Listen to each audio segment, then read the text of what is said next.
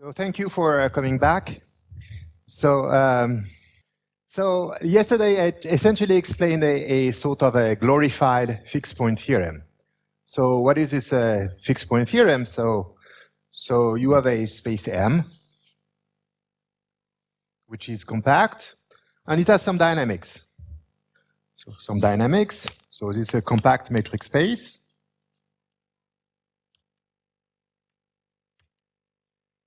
And you have some dynamics acting on phi, which could be discrete dynamics, just iteration of one self-map. And assume furthermore that it could be also a flow, right? So we see the example of flow yesterday. And we have some assumption on phi. So the assumption is phi minus 1 is k Lipschitz. The inverse is Lipschitz. So we have dynamics on this space, and now we want to essentially what we're doing now is studying dynamics on some fiber bundle. So we have a fiber bundle.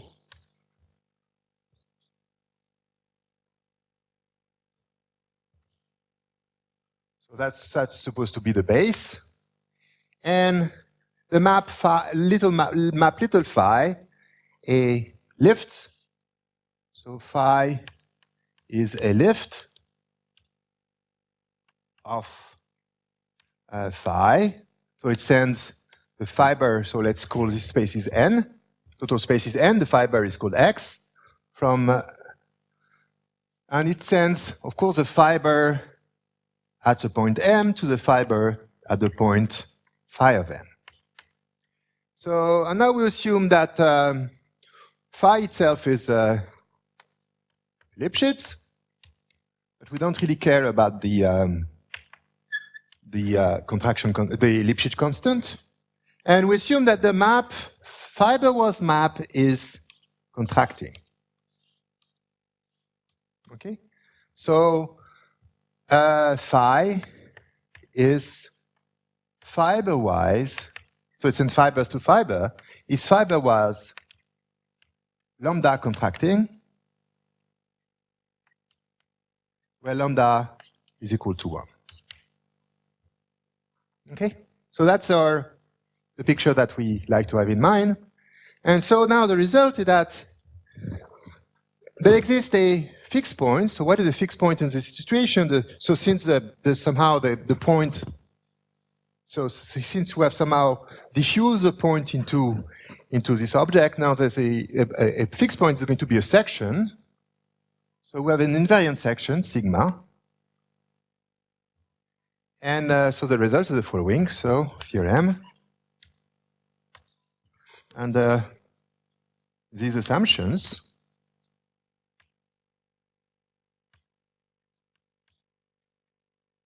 So first, there exists a unique phi invariant section,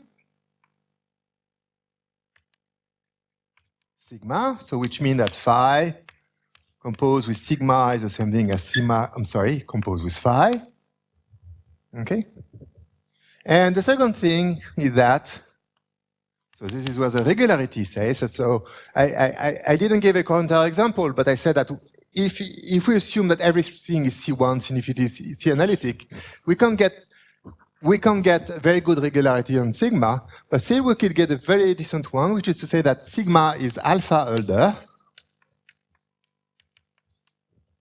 So whenever lambda k to the alpha is less than 1. Okay? So that's what I explained yesterday. And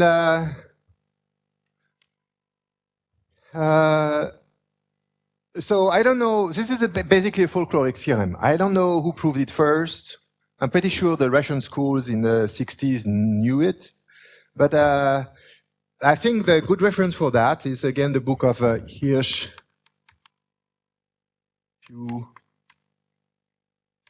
I think I should have checked that. So I think he's also a co-author, and it's called Invariant Manifolds. So the book itself.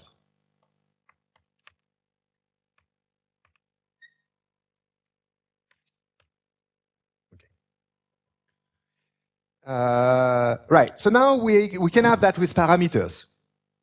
Okay? So we have the same theorem with parameter.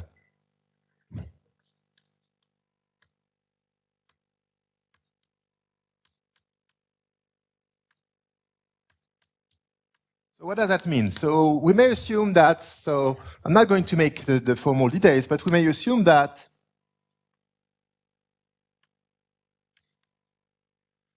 f phi varies, so R, let's say ck,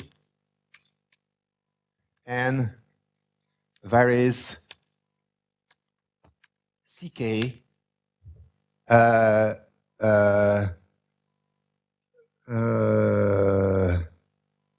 by some parameter. So is this any English sentence? No, it's not, right? Is it clear what I mean? It's also not French. This is not French either, right? So, but is it mathematic? Do you get it?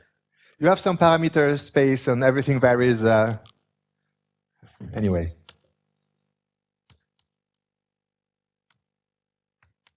M, so which belong to some parameter space, which is a manifold or whatever. Okay? So then the result is that sigma of M, so maybe I should not call that, I'm sorry, oh, that's bad. Sigma of P, which is the sigma P, the invariant section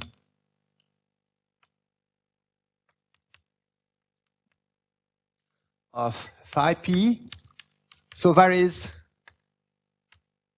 also C, also varies CK.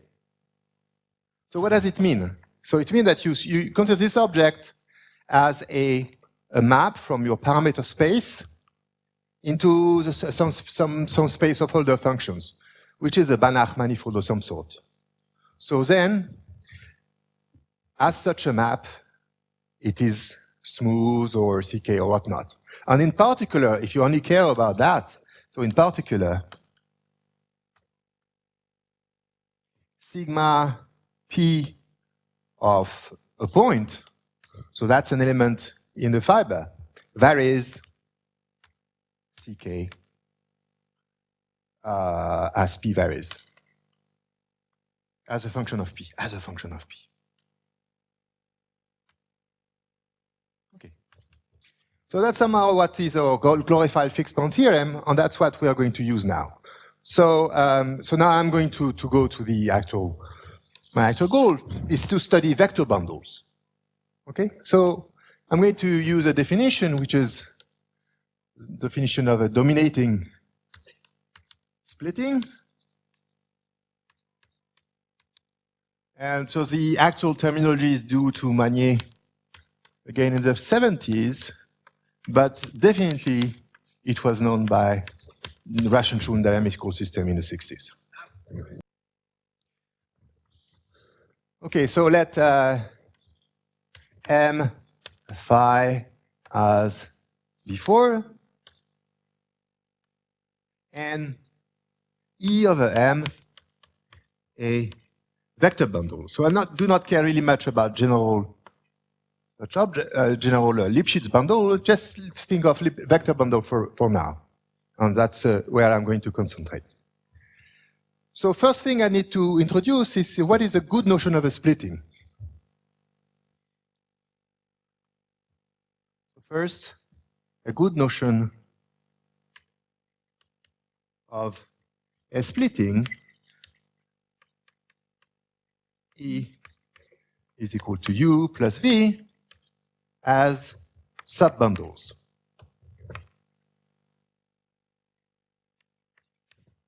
So it turned out that in some cases, so in the end, the bundles are going to be continuous and be actual vector subbundles. But it turned out that in some cases, you may have the situation that so imagine you have a plane, and your all EU and V as have dimension 1. So you could still have this stuff could vary in a very wild way, but still, I don't want them to vary too badly.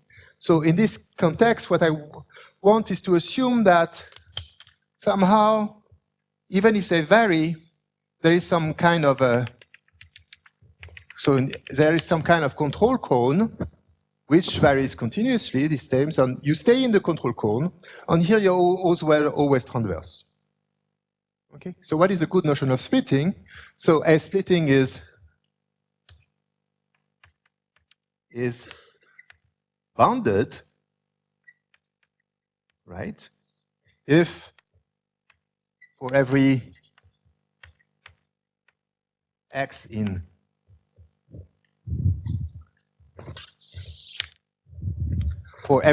M, one can find a trivialization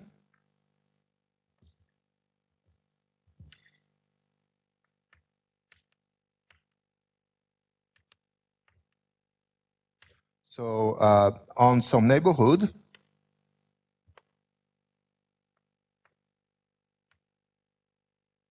O of x. So we have E is then equal to O times a certain vector bundle, which I want to call F. So in a trivialization, what is a splitting? It's just a map from, so then U is the same thing as a map from O to the Grassmannian of the Grassmannian of F of those guys of this rank of U. Okay, and V, the same thing as a certain map. Let's call it U. Let's call it V of in the Grassmannian of F of the rank of V. So these are just mapped into the Grassmann bundle, and we want to have a local bounded thing, and locally bounded just means that they exist. We find a trivialization such that there exists some open set OU in, so let's call this GU, and this call it GV, open set in GU, OV, which are open sets in GV, such that first U of O is actually included in this OU, to V of O is actually included in this UV, and for all U0, V0 in OU cross OV, then we want, of course, that U0 is transverse to V0, and let's just mean that this is just equal to F, right? So this is exactly this notion of control cones. You are allowed to wiggle, but not too much. It's really the same thing as a bounded map. No, well, anyway, so that's what I want. That's the control I want to have, okay? Again, I don't require continuity at this level. And it's not just because I'm French, it's really because, and I want the full generality, it's just because it is important in some examples. In some cases, you happen to produce decomposition, but you know very little about the regularity of the decomposition. So, right, so that's my basic assumption. I'm always going to talk, when talk about splitting, I'm going to talk about bounded splitting. And of course, as an example, if we have U and V which are continuous. But again, it could be useful to work in full generality. Okay? So that's a notion of splitting which I want to introduce. And then this definition of what is a dominating splitting, which is again a very old object. The following. Actually, the terminology is bad, because it's not really the splitting which is dominating.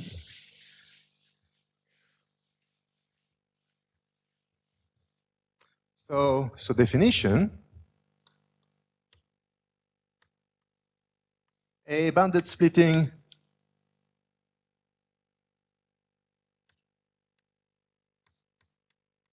for phi. So I should have said, of course, that my on my vector bundle, I have a lift of my action by linear, of course, by linear mapping. Is a, no, I'm sorry, dominated splits, a dominating splitting is a decomposition, is a bounded splitting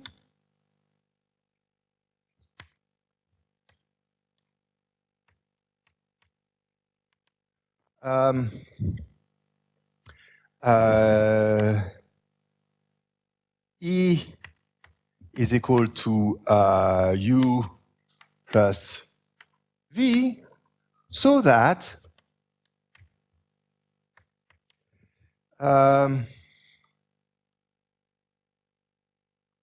there exists lambda smaller than 1.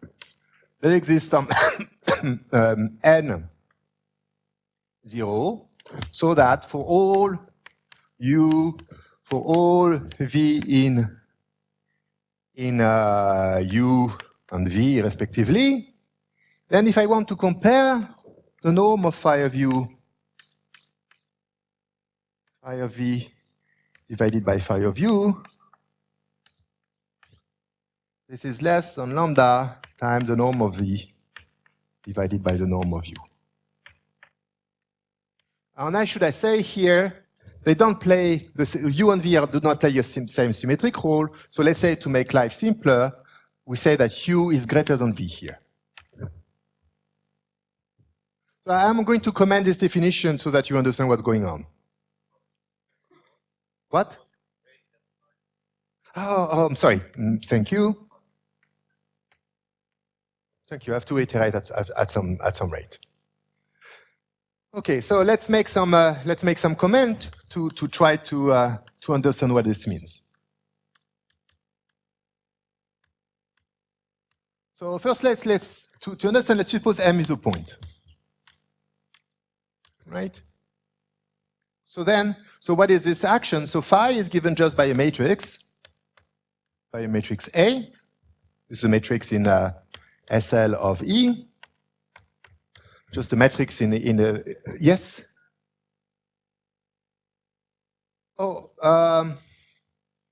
so so that, and for some, I'm going to comment. I'm sorry, for some norm, right? And then I'm going to comment on that just in a few minutes. I'm sorry. Essentially, this is irrelevant, but I'm going to explain that. So what does that mean? So then E and V are invariant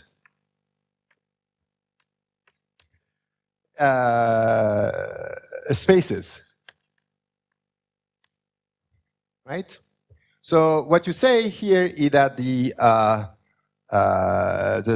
spectral radius of A with respect to, so what is the spectral radius? It's eigenvalues, the largest eigenvalues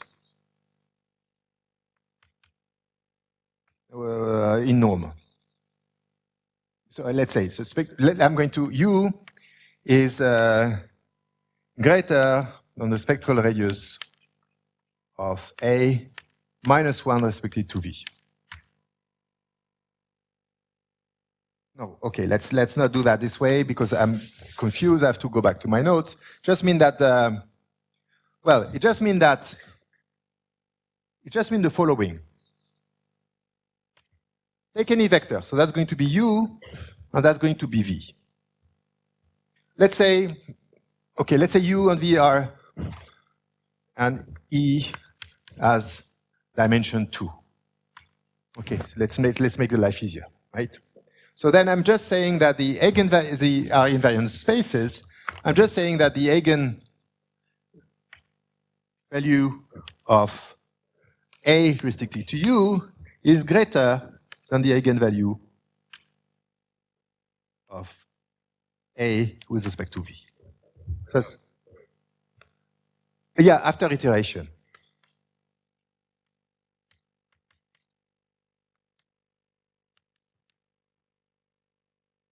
Okay? Okay, so the second remark is that you can actually rephrase this inequality as the norm of phi n of x. So that's a linear map, okay, with respect to u times the norm of phi minus n at phi of x, phi n of x, respect to v, is less than 1.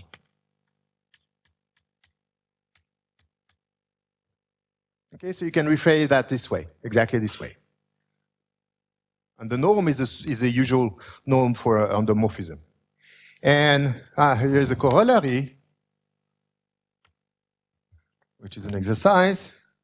So if E is equal to U plus V, and U is greater than V, then it is implied that if you take the dual decomposition, which is, so I take the orthogonal of U, and I take the orthogonal of V, then, so that's for phi, then actually now you have that V is greater than U for the dual map. So since I use a star for actinong section, I'm just saying the dual map is that dagger, right? Okay. So now the third observation, which is the following, which is using the compactness of M.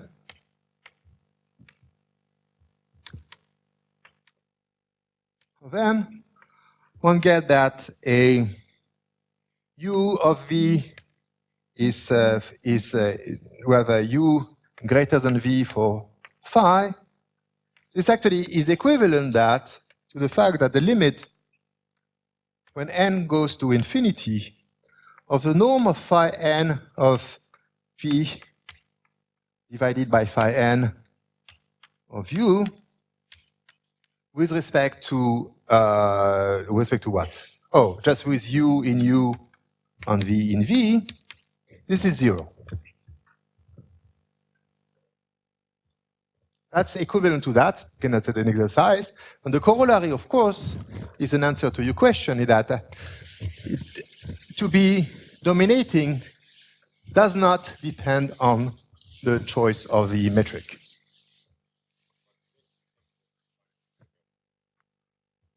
Bounded. Yeah. So, so corollary,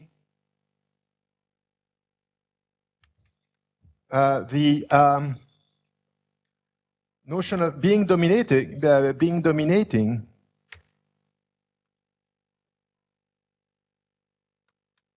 does not depend on the choice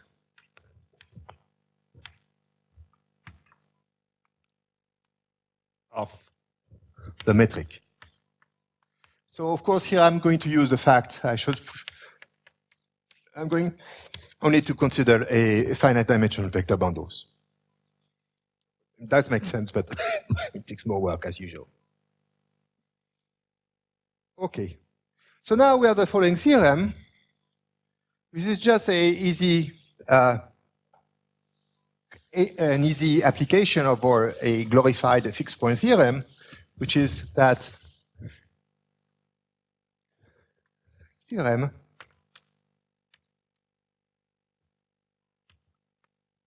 so if E is equal to U plus V is a dominating splitting for phi, so U less than V, U greater than V, then then what? Then first the decomposition is older.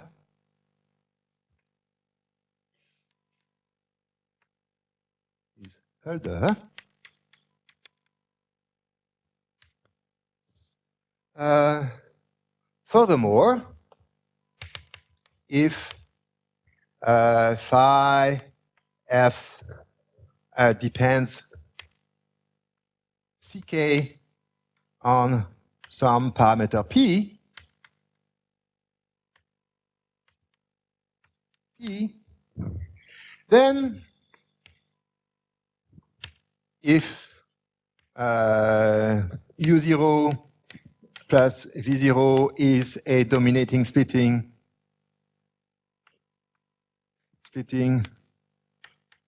for P0, then on some neighborhood of P,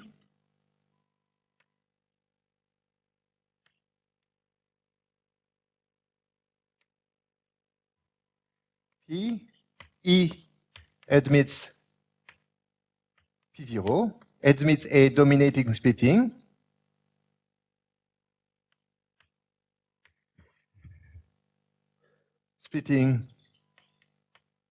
for P, so EP for phi P, EP, so I just mean that P is in this small neighborhood of P naught, UP plus VP, which of course, which depends CK on P.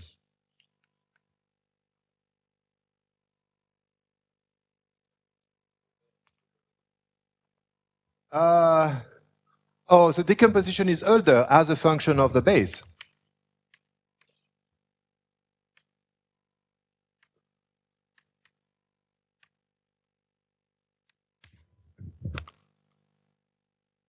Okay?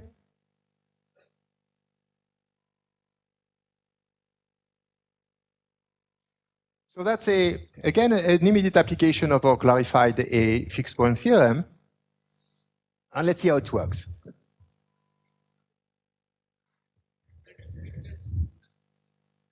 Weakness? Oh yes, everything is unique. Oh, well, everything. Let's be precise, right? It admits a unique of the same rank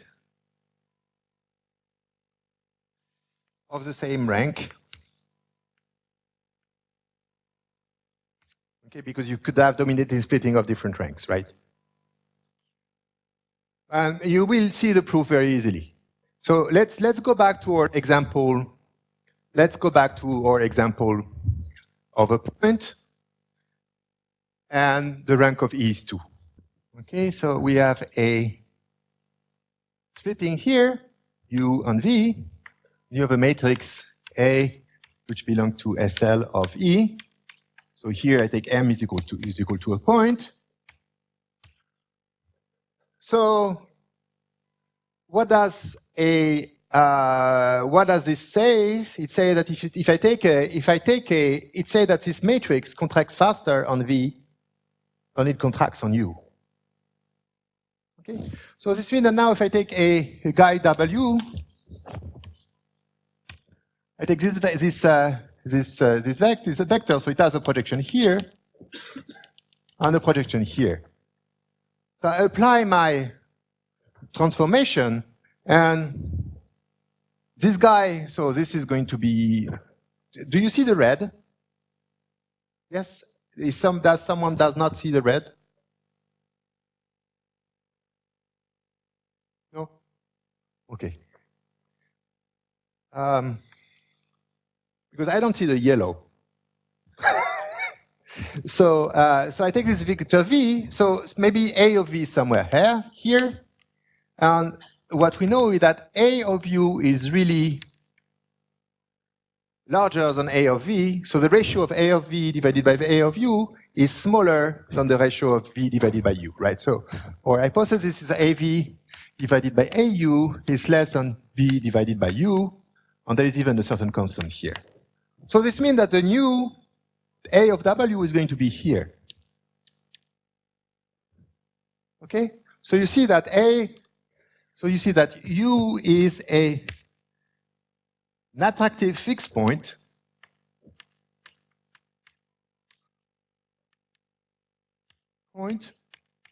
of the action of A on what? On the Grassmannian of of planes of dimension here. It's dimension of u. So you see this guy as a fixed point of this action. That's exactly what is dominating stuff here. And that's exactly what Misha is talking about as well. So let's say if we draw this Grassmannian, so it means that we have u here, and what is it to be an attractive fixed point? There is some neighborhood that this map is mapped into that. Okay, so that's exactly what it says. So now what I want to do is to expand that. So I have my point and I want to blow up it to a manifold and with some action. And I still need a little neighborhood on which you can contract. And this neighborhood is going to be given by my boundedness condition. So a conclusion.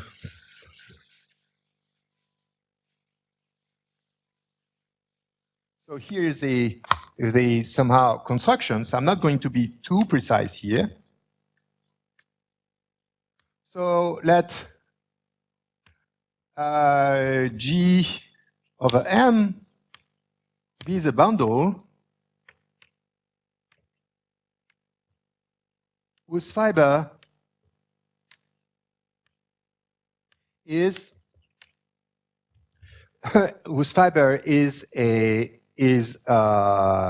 G of M, which is a Grassmannian of EM of guys the rank of U.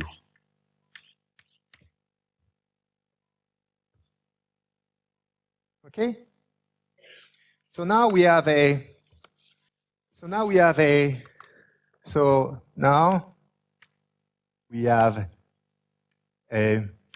let's say ball subbundle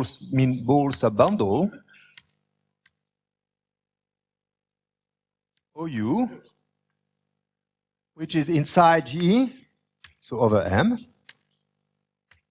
By a ball subbundle, I mean each fiber is a ball, so that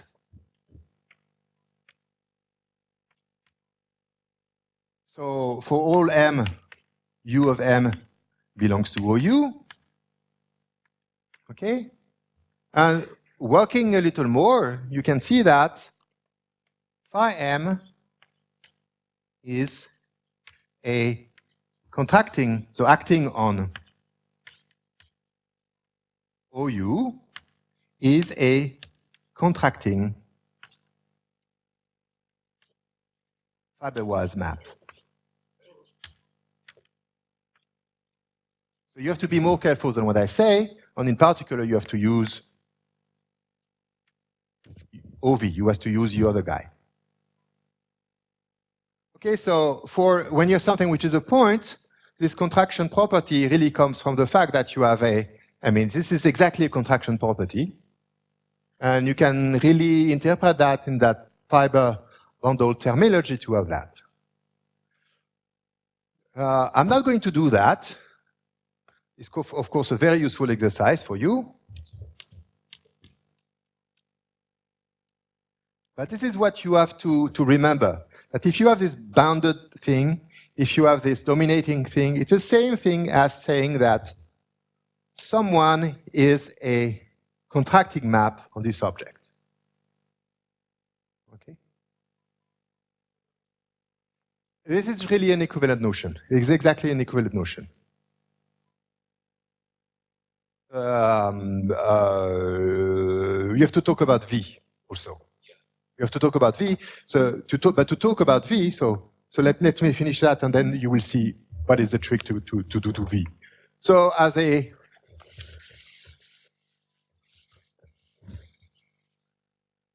so the conclusion is that so then U is further and U is Hölder and on what? On unique plus parameter on everything, right? That's just now a consequence of this of the stuff that you had before. So what about V? So for V, the trick is use the dual map.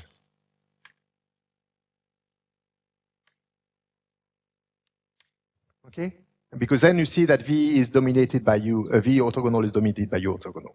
So you have to make the statement for U and the statement for V orthogonal to get the full result, to get the actual equivalence. Right. So now, I'm getting closer to my subject, which is that of Anosov representation. Am I?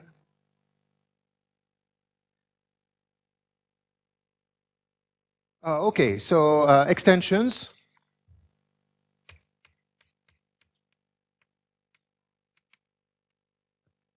So I just talked about a splitting into two subspaces, but you could have splitting into many subspaces. So you can extend to splitting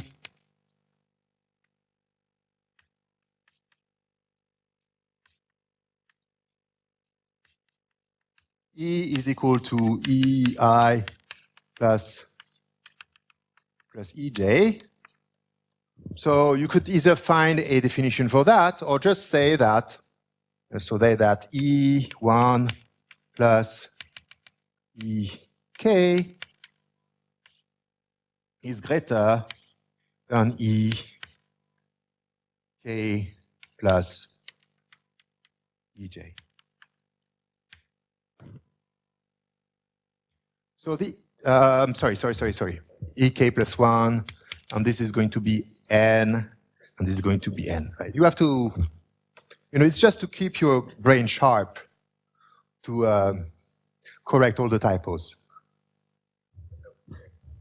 for every K. So, of course, you notice that I'm talking about flags without talking about flags. Of course, and then the second extension is, you may consider that over flows, right? Doesn't make any much difference. Okay, so let's move to bundles, so to representation. So what have groups and representation do with dynamics? Okay, so let's start with a kind of motivation. So what do people do when they study random products of matrices? Random Walk-on group. So you have a matrix A1, AN, which are sort of fixed, and you want to understand what do you know about the product of all these matrices? What kind of asymptotic properties that you can say about that? So that's a way to state that in that context is to see there is a dynamical system here. So what is a dynamical system? So you consider X to be the space, let's say, so I want to call them I. So instead of taking 1n, so I consider A, S with S belonging into some set S, okay, which is finite. And of course, you know why I want to use S. So you may now consider the space of infinite sequence, so X, which is S to the Z, which is a space of infinite sequence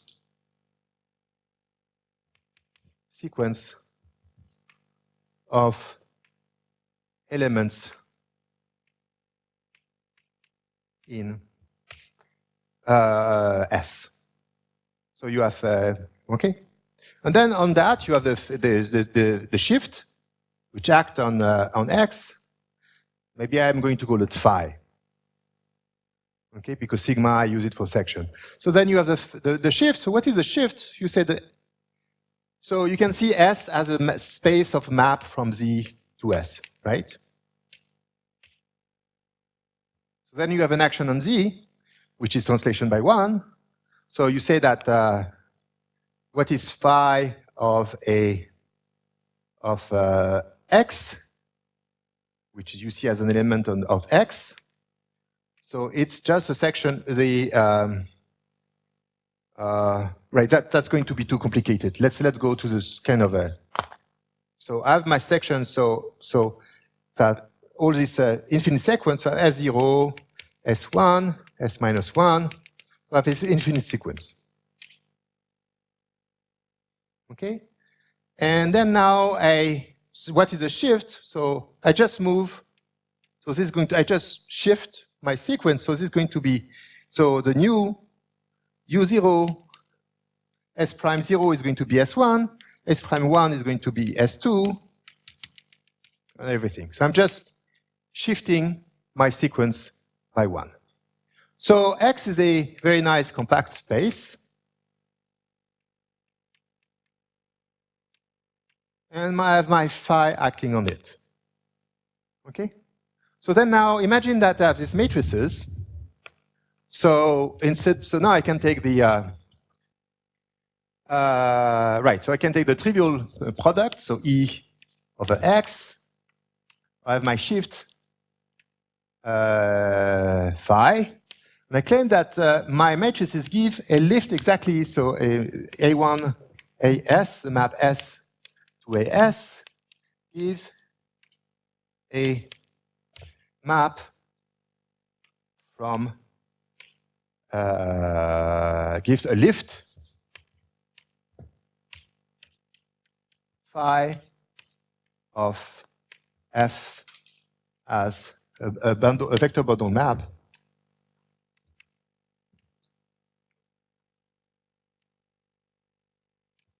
of on A. So how do I do that? So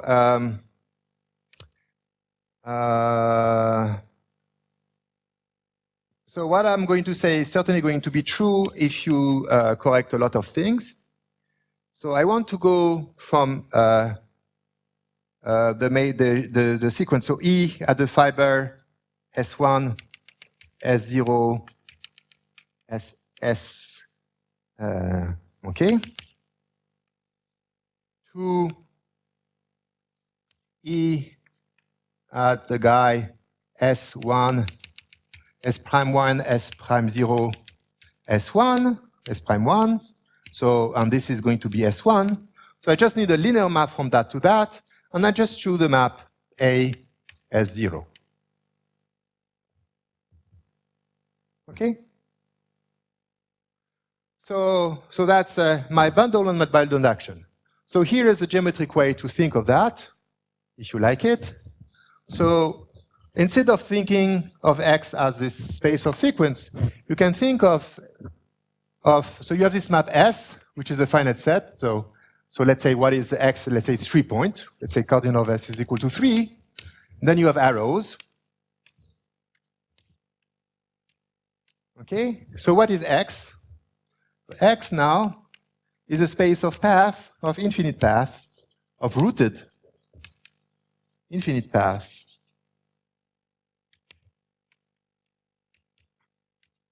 in the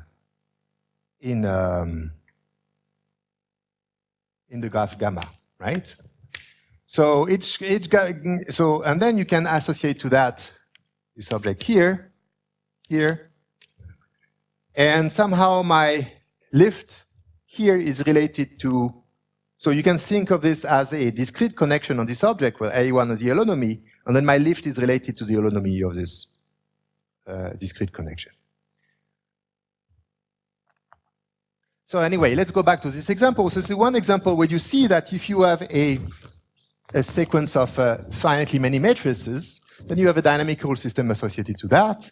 And of course, what we're talking here, secretly, is about representation of the free group. Right? So now let's move in general. So let's try something which actually seems to work. I would like to know how far it works.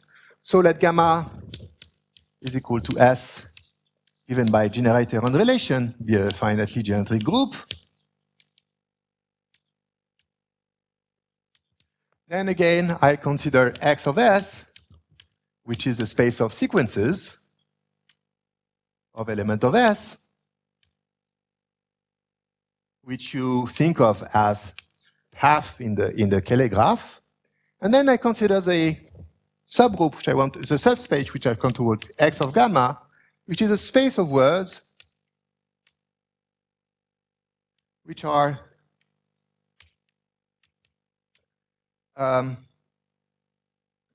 quasi geodesics in gamma. By infinite words. By infinite words.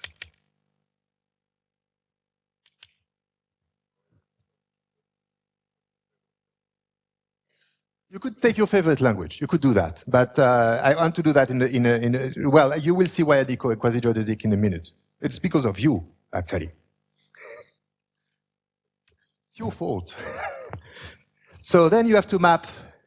Then you can use a shift acting on that. And that's a perfectly nice dynamical system associated to any group. And you may want to call that as the geodesic flow of gamma.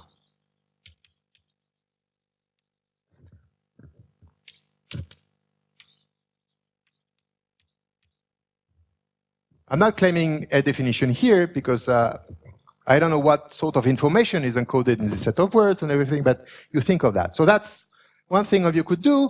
And then if you take a representation of gamma, then a representation of gamma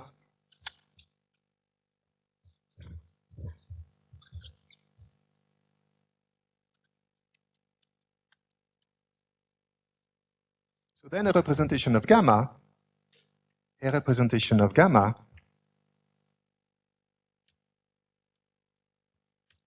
is going to be a lift of the shift on the trivial bundle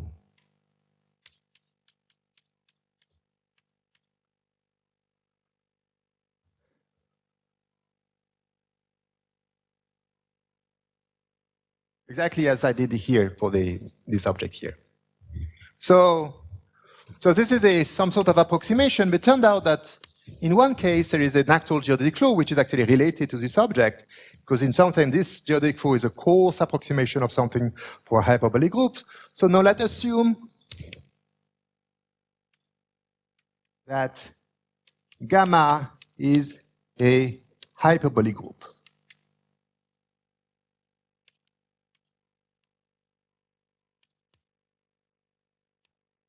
So then Gromov, and this was clarified by Champetier, Mineyev, and maybe in Cornert and Papadopoulos. Yeah. Okay, so let's random permutation. And so there exists a nice notion of a hyperbolic flow. There exists a nice notion of geodesic flow. So let's make this let's make this stuff precise here. So I'm going to give a definition and then a theorem. So the definition is the following. So is it okay that we're here? So definition, a geodesic flow for a hyperbolic group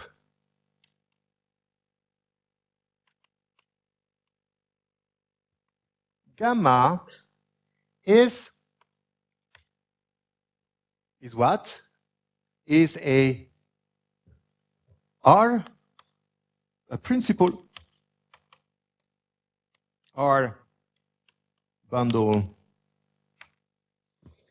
L over the two copies of the boundary at infinity. So when I say two copies, I have to delete the diagonal. So this is my notation for the boundary at infinity of gamma square minus the diagonal. Okay, so equipped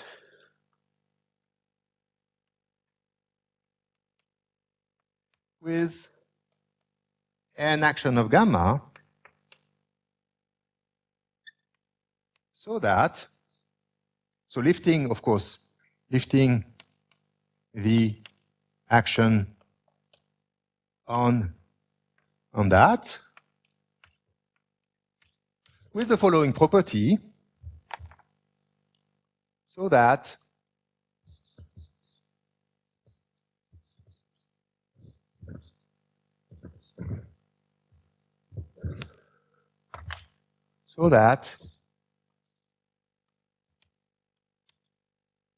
gamma acts properly.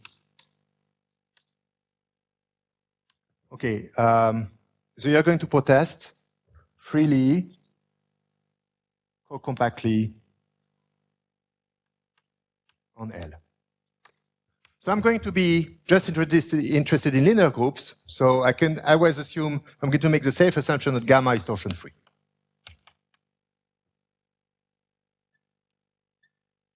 Right?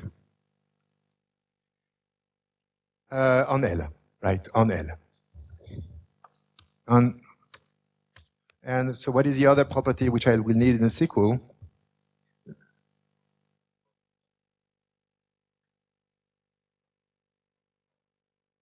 That's what I said. It's written here, lifting the action of gamma on the boundary at infinity. I'm sorry, it's too far from you.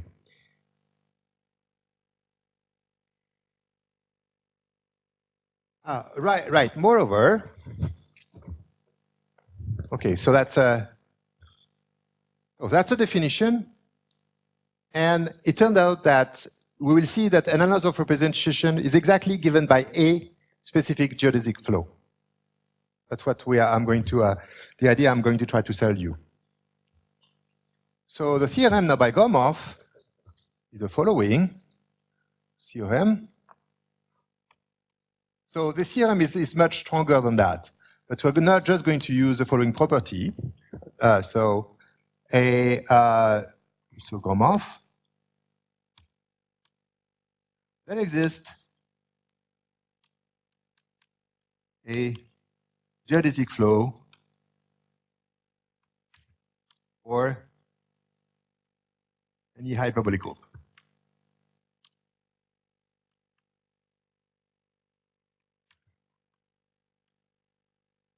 So, moreover, we have the following property. So let gamma, so moreover, so I should say that these objects are supposed to be all these are supposed to be metric, are metric space, and gamma acts by isometry.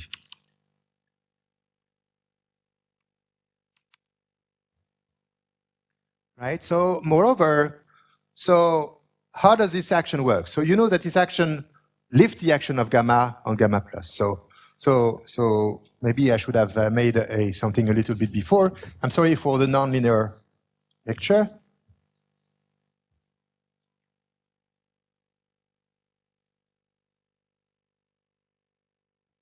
So there's a way of writing which is called Bovie cursive, which means like you write like a cow.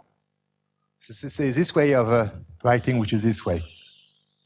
So it's first a right to left and left to right. And I'm sorry for using this very antique way of writing. So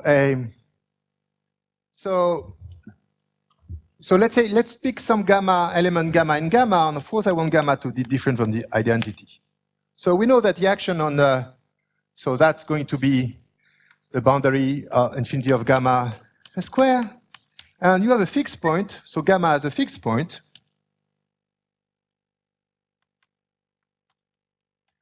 On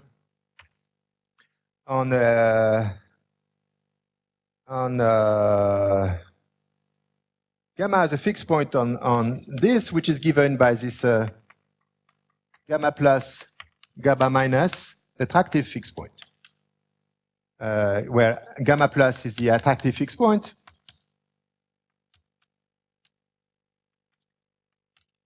and gamma minus is the repulsive field point.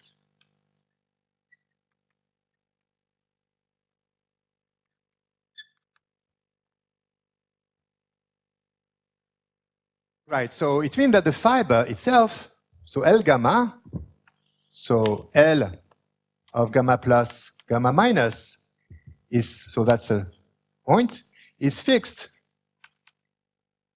by gamma. Okay? Right, where you have a, my action of gamma lifts the action, so it's an action, has an action on a bundle, right? So it's going to fix the fiber. So it's going to fix the fiber, and it's going to move on the fiber by some element, which is, let's call it P of gamma. Okay, so gamma acts. So moreover, so gamma acts by a translation by P of gamma, so which is an element on R, on a real number, on L of gamma plus gamma minus. But this P of gamma is actually related to gamma in some coarse way. So you have P of gamma is less than K times L of gamma, and is greater than 1 over K times L of gamma.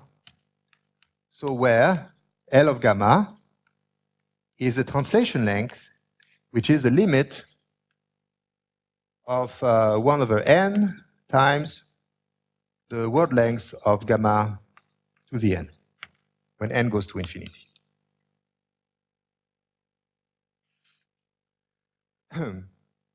So this action, the periods are coarsely equivalent to the translation length.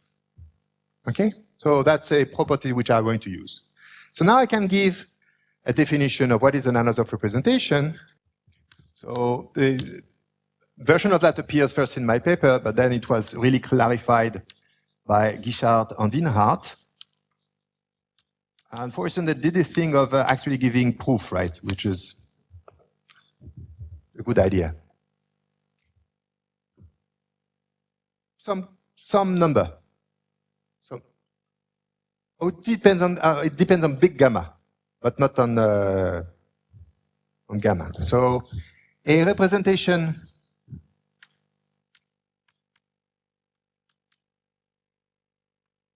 rho is, so I'm going to give only a special case. It's projective Anosov.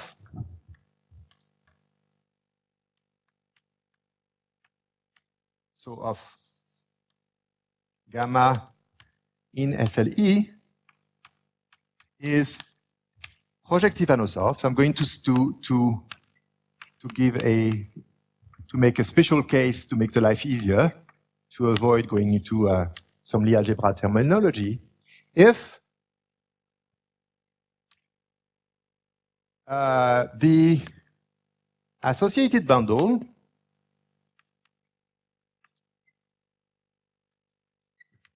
so I'm going to explain that again. E rho, which is equal to E cross L over U of gamma. So U of gamma is my notation for L divided by gamma. Okay?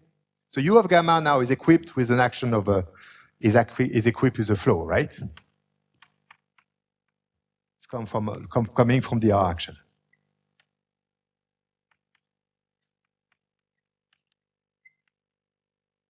Okay, so I'm going to explain that again. As a dominating splitting, E is equal to U plus V, where the rank of U is equal to 1. Okay? So maybe I should make again explain what happens, what the definition means, because it seems to be a bit terrifying.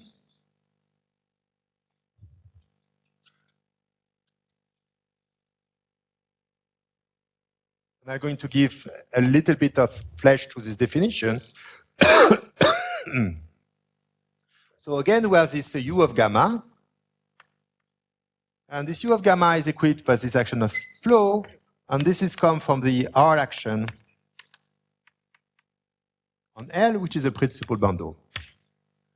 So above that, I have the associated bundle, which is E cross U of gamma divided by rho, and this is a flat vector bundle with some connection.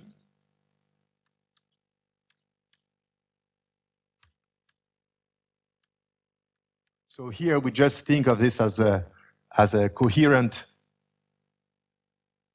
trivialization. That's a local system. So again, we have this flow acting, and as I explained yesterday, we can lift this action to the action of a flow itself by parallel transport phi t. So phi t of u, this is equal to the parallel transport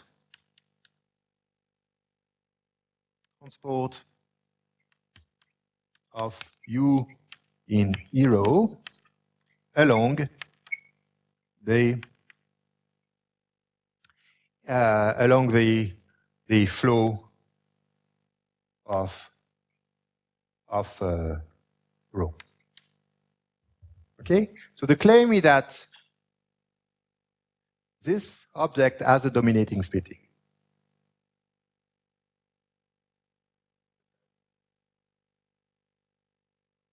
I'm sorry. E cross L divided by gamma, and the action here is, I'm so sorry, gamma, what is gamma of u on M? This is rho gamma of u times gamma of M. So it takes this diagonal action. One is given by rho of gamma, one is given by gamma. So I've been very careful in not saying that I have right on left actions. So this formula would make sense in one of these choices.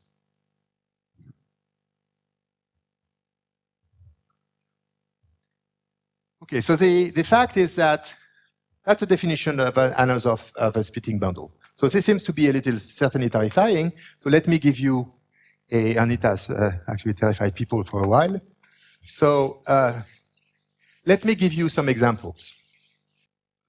Right, I'm just using the terminology connection as the fact that you have a coherent local trivialization, or you may want to define it as a foliation of the total space pi. That's what I mean.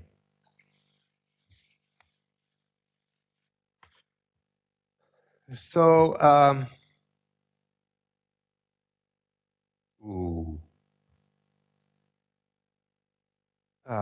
so I should really just give example now. So first, so example of what is U of gamma. So the example which I was interested in, I'm still example, is the example when gamma is pi 1 of S. Okay? Then U of gamma, and let's say S is a hyperbolic surface.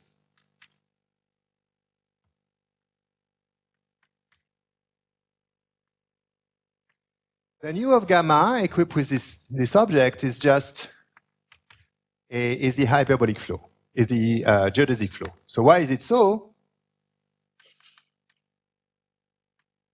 Because what is a universal cover of, so if I take U of H2, the unit tangent bundle of the unit, and this is the unit tangent bundle of S, so unit tangent bundle of S, unitary tangent bundle of S.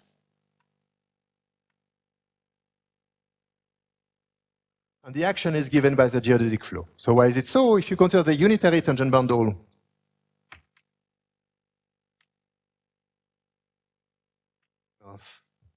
of H2, so you have the action of the geodesic flow, and you know that this exactly fibers to two copies of RP1 minus the diagonal, and that is actually the boundary at infinity of H2. And the picture is the following. What is this fibering? You take your vector, and you consider this a two endpoint at infinity, which is, so that's going to be vector u, and then you have x on y. And if this is pi my projection, so pi of u is equal to xy. And this object is actually a principal R bundle, and the action is exactly going to that. And the action of gamma on that, of course, is proper and co-compact. So that's an example of a geodesic flow. Okay. So another example, for those who likes a convex co-compact group, is gamma acting on HM, some hyperbolic space of dimension m. So be a convex co-compact group.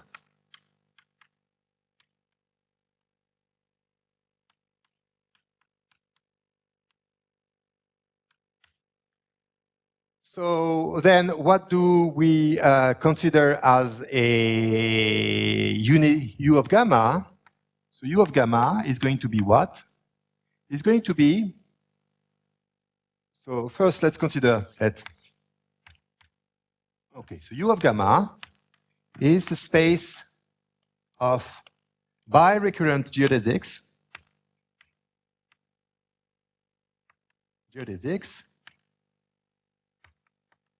in Hn divided by gamma.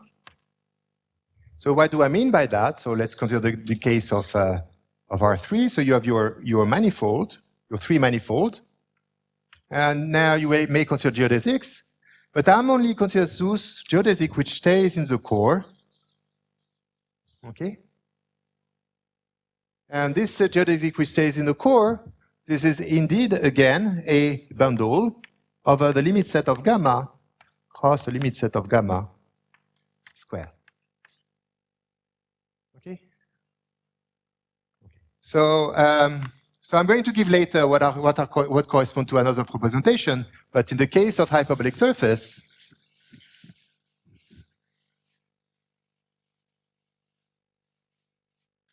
so the case of hyperbolic surface,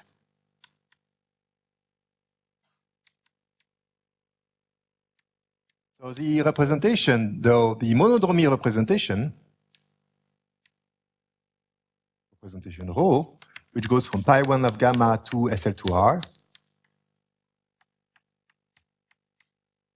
is Anosov, right? So that's going to be my starting example to construct many other examples. Okay, so now I should conclude by saying first a theorem, which is a conclusion of this definition, on what we did before.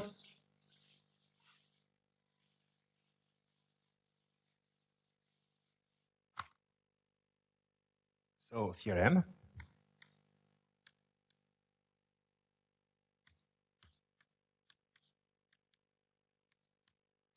So again, let a rho m be a smooth family or C-analytic family of representations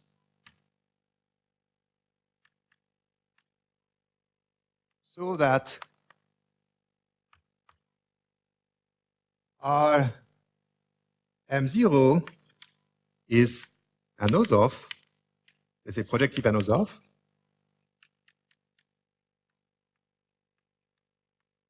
Then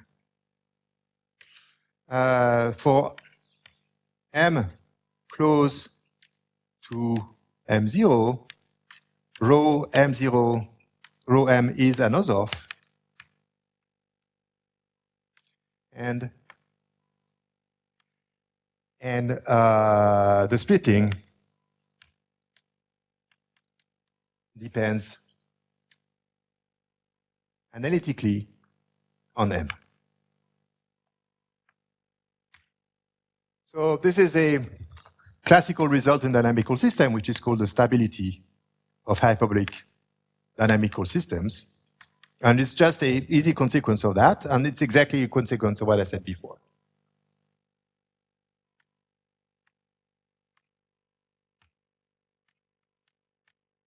Okay, so I make another comment. So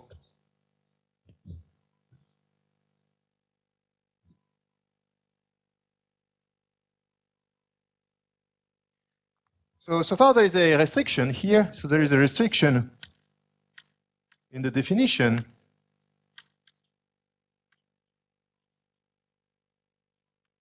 which is that gamma is hyperbolic. Because we are using this very specific geodesic flow introduced by Gromov. So first, Kapovic, Lib, and Porti. So their work provides a way to get rid of that.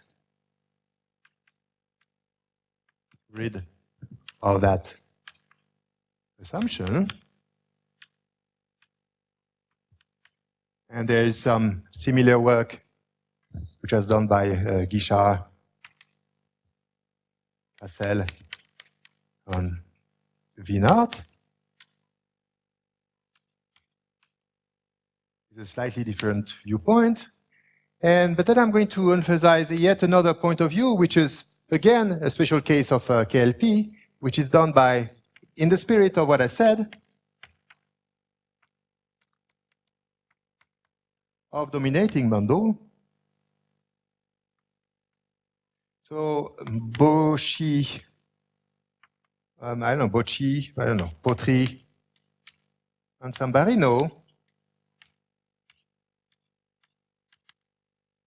have another description of that without using the hypothesis of hyperbolic geodesic flow. And let's try to state it. I'm going to state it in some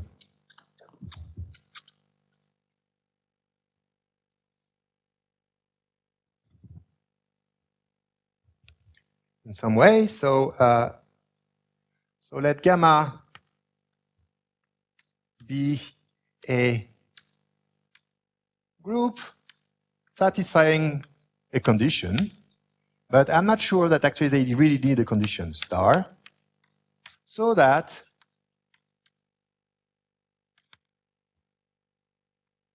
the lift of the shift on my space of word X of gamma admits a dominated splitting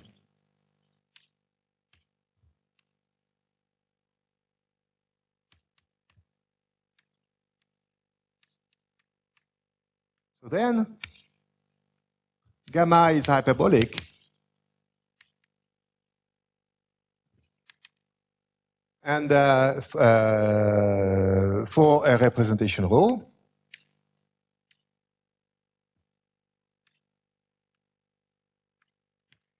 And rho is Anosov.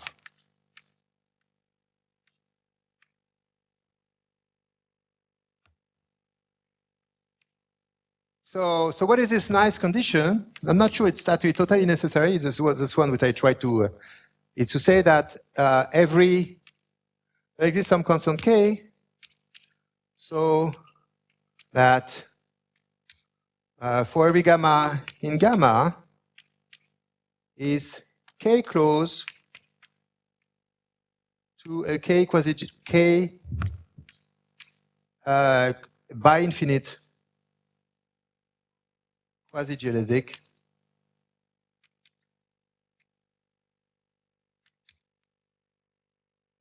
passing through the origin.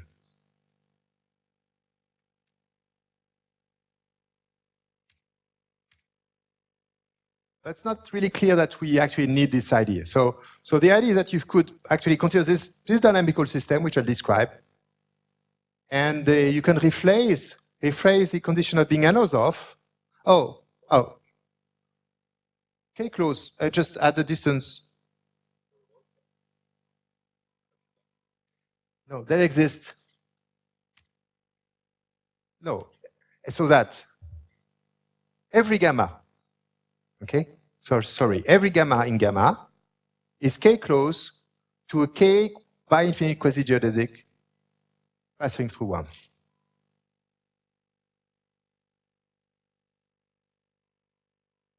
Okay. So for instance, for automatic group, that's right. No, yeah. But I'm not totally sure that actually, if you look at their proof, that you really need that. So that's a way, again, to express this fact, this Anosov representation without being hyperbolic groups, just using this dynamical system. Of course, the proof is essentially another point of view on what KLP has been doing, right? So it's not a new proof, right? It's a proof with some other language. But I'm more I'm more comfortable with splitting than Weil chambers. Okay, so I should really stop. Ooh. And tomorrow I'm going to explain what are limit maps, which are a very important feature, which are maps from in that context, for given an Anosov representation, we can associate to that a map from the boundary at infinity to the projective space. And I will try to explain that for any representation, you actually have a geodesic flow. Another representation, we have a natural geodesic flow which captures all the information, meaning that if you have if there's the same geodesic flow, you have the same representation. And finally, I should give example on, in particular, what are Hitchin representation and why they are they Anosov. And that would be it. Any questions?